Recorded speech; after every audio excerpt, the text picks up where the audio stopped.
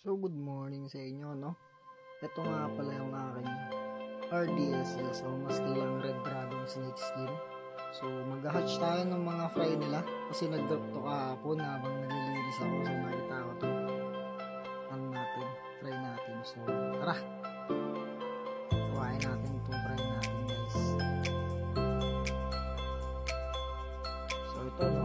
Na-harvest na natin yung ating mga fry na ating RDSS o mas kilang Red Dragon Snake Skin. No? So, sila, para sa kalaman ng iba, yung ating mga guppies, live bearer sila. No? Hindi sila nag-delay ng eggs. Pag nanganak sila, free swimmer na agad yung mga anak nila. So, bago natin ito ilipat, flex muna natin itong acro natin. Grabe itong mga female natin. Napakasolid. Sa kabila naman, kaya itong mga male. Wow, magnas. So, may gusto acro dyan, no? PM nyo na ako para mag-ausap na agad tayo. Wow! Yan nga pala yung ating parent na ating RDSS o mas kilang Red Dragon Snake Skin. Grabe. Yung male na yan, dali yan sa tropa ko kay Gatopy. Tayo sa'yo. Nakakuha ako ng quality na male, man.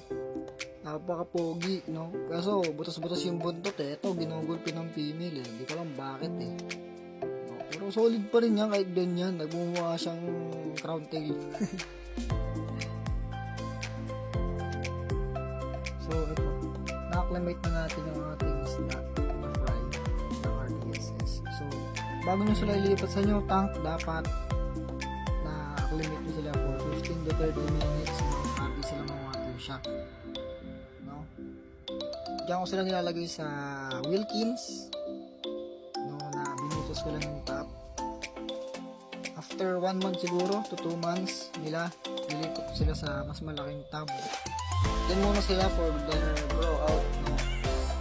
Yun lang, sana enjoy nyo yung aking pag-vlog. Sana may natutunan kayo kahit pa paano. Peace out guys, malamaya. Peace out.